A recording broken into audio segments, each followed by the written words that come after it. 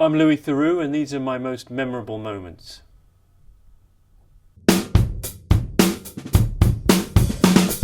At the very central, the main jail, on several floors where the most unruly inmates were housed, there had grown up a culture of physical violence and fighting, almost gladiatorial combat, to pass the time apart from anything else, and also to determine a kind of hierarchy in a Darwinian way within the jail. So it was absolutely extraordinary, and the world, and just to sort of see it and stumble into it as a documentary maker was very, very odd.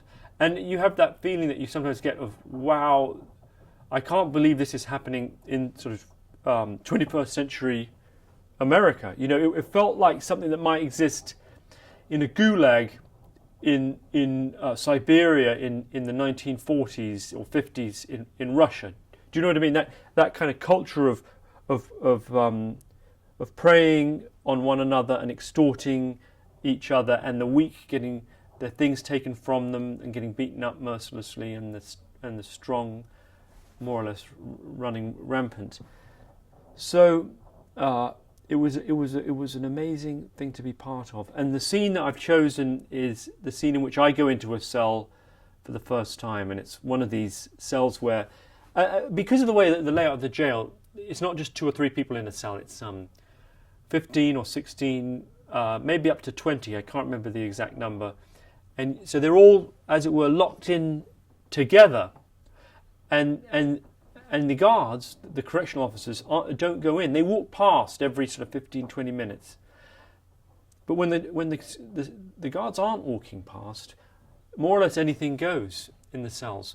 And it's one of these cells where they fight.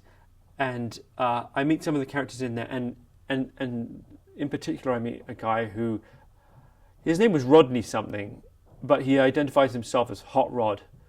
And it's just this weird encounter in which he's very self-possessed and confident. He feels very much in his comfort zone. He's in this environment. You know, he's not cowed down or bowed down by being in there. And I am sort of having to approach him on his terms a little bit. And I'm asking him questions, but you can see he's trying to size me up. And so there's this little bit of a verbal sort of joust, I guess, that goes on. And he tries to take the measure of me. Man, in what respect? You knew him on the streets? Yeah, from the street, and we done did time together before. And so when you came in, he kind of made sure you were okay when you came in? Oh, I'm okay anyway. I'm just saying, he would like put bro right there, so I went right there. You didn't want to be on a top bunk? I ain't going on no top bunk. Is anyone in here on a top bunk? Yeah, there's a couple of them. How come you're on a top bunk? I choose to be right here. You're okay with that?